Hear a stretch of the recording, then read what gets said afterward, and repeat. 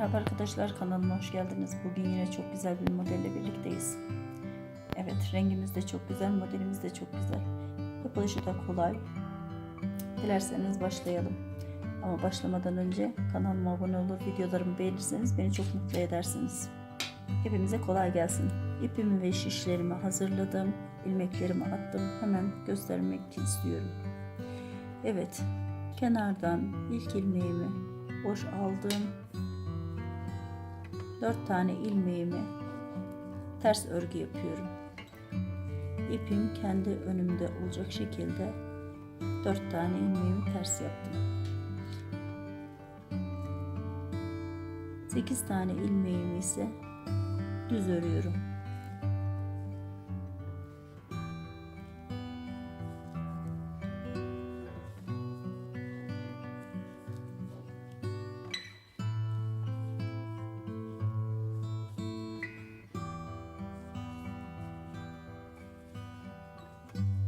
Yine 4 tane ilmeğimi ters örüyorum.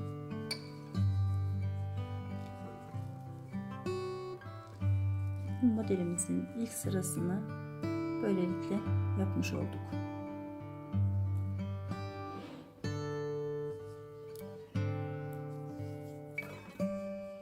Modelimizin arka yüzündeyiz.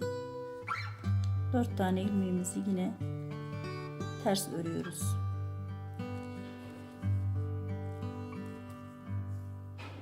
Arada 8 tane ilmeğimiz var. Onları da ters örüyoruz bu sırada.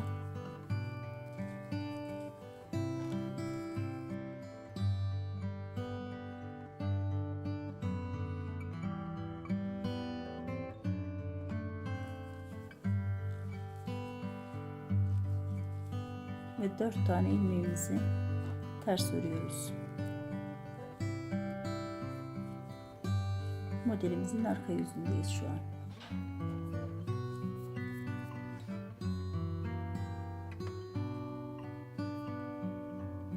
Modelimizin ön yüzündeyiz. 4 tane ilmeğimizi ters örüyoruz şu an. Şişimizin üzerine bir defa doluyoruz. Aradaki ilmeklerimizi de ters olacak şekilde örüyoruz. 8 tane ilmeğimizi ters örüyoruz.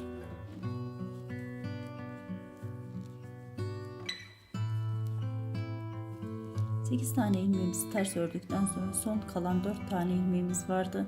Onları örmeden önce şişimizin üzerine yine baş tarafta olduğu gibi bir ilmek doluyoruz. 4 tane ilmeğimizi ters örüyoruz şu an yine. Modelin arka yüzündeyiz şu an arkadaşlar. 4 tane ilmeğimizi yine ters örüyoruz. Arada bir tane şişimizin üzerine doladığımız ilmeğimiz vardı. Onu da ters örüyoruz. Ve aradaki 8 tane ilmeğimizi bu sırada düz yapmamız gerekiyor. İpimiz karşı tarafta olacak. 8 tane ilmeğimizi düz ördük. Şimdi yine aynı şekilde bu tarafta bir ilmeğimiz vardı ve düz ördük. Bunu da aynı şekilde modelin ön yüzüne düz gelecek şekilde ters örüyoruz. Kalan ilmeklerimizi de ters örüyoruz. Modelimizin arka yüzündeyiz. Hemen ön tarafa geçtik. Kenardaki 2 ilmeğimizi boş aldık. Diğer ilmeklerimizi ters örüyoruz. Bir tane ilmek dolamıştık ve düz örmüştük. Aynı şekilde yine düz örüyoruz ve şişimizin üzerine bir ilmek daha doluyoruz. Aradaki 8 tane ilmeğimizi düz olacak şekilde örüyoruz.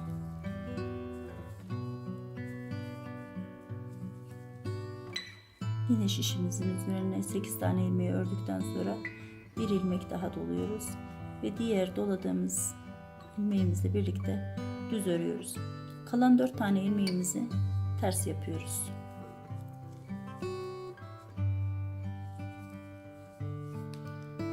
Evet. Hemen arkasına geçelim.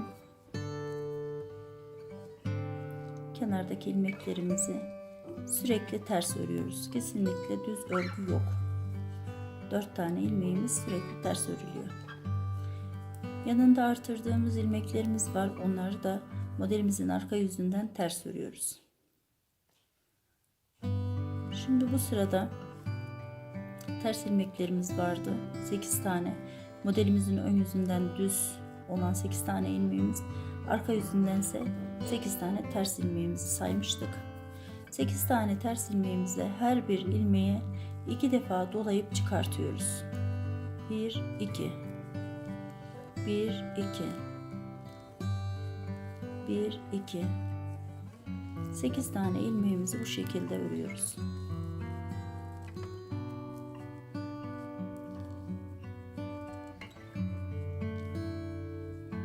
Evet. Bitirdik. 8 tane ilmeğimizi ikişer defa doladık ve ördük. Artırdığımız ilmeklerimizi, doladığımız ilmeklerimizi ters örüyoruz. Kenarda kalan 4 tane ilmeğimizi de yine ters örüyoruz. Bu şekilde modelimizin arka yüzünü bitirdik. Ön tarafa geldiğimizde kenardaki ilk ilmeğimizi boş aldık. Diğer ilmeklerimizi ters örüyoruz yine. Artırdığımız ilmeklerimiz var arada, onları düz örüyoruz. Ve şişimizin üzerine bir defa daha doluyoruz. Arka sırada 2 kere doladığımız ilmeklerimiz vardı. Onları sağ taraftaki şişimize aktarıyoruz ve söküyoruz doladığımız ilmeklerimizi. 8'ini de söktük. Ve tekrardan sol taraftaki şişimizle birleştirdik. Hepsini bir defada çıkarttık. Bakın, bir defada çıkarttık. Şişimizin üzerine doladık. Aradaki düz ilmeklerimizi ördük. Geride kalan 4 tane ters ilmeğimiz var. Onları yine ters ördük.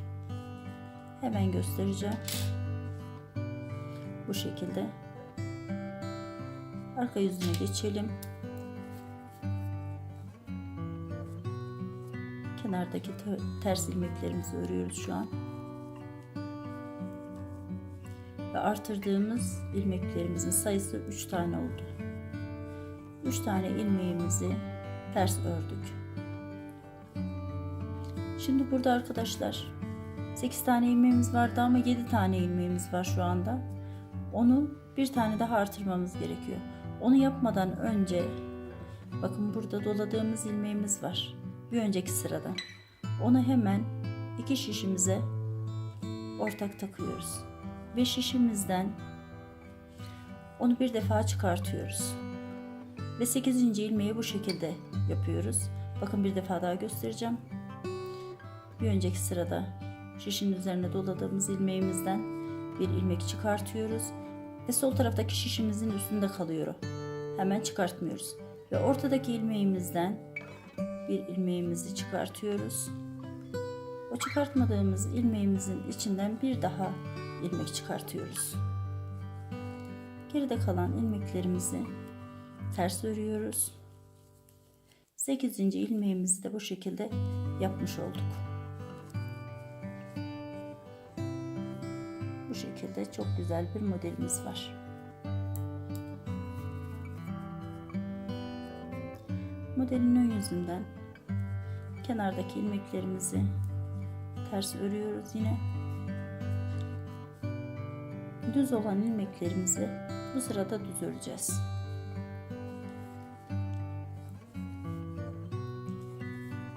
Sekiz tane ilmeğimizi düz örüyoruz şu anda.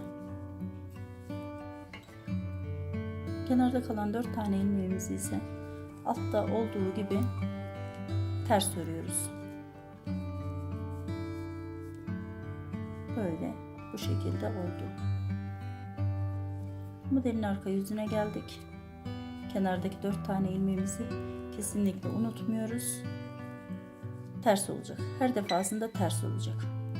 Diğer ilmeklerimizi de yine ters örüyoruz. Çünkü modelimizin arka yüzündeyiz. Bu sırada da ters örmemiz gerekiyor.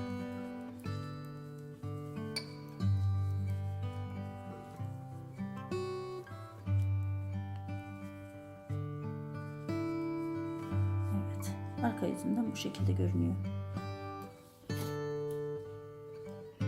Hemen modelimizin ikinci kurulumunu göstereceğim. 4 tane tersimizi ördük. Bu sırada da hepsini ters öreceğiz.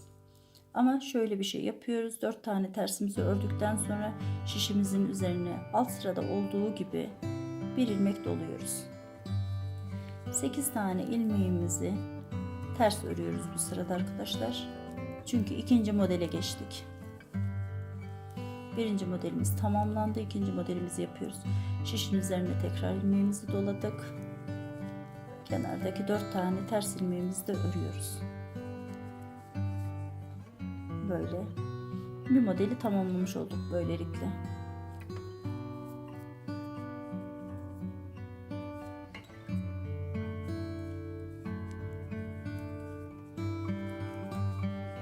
Arada doladığımız ilmeğimiz vardı. Onu da ters örüyoruz. Ve 8 tane ilmeğimizi düz örüyoruz.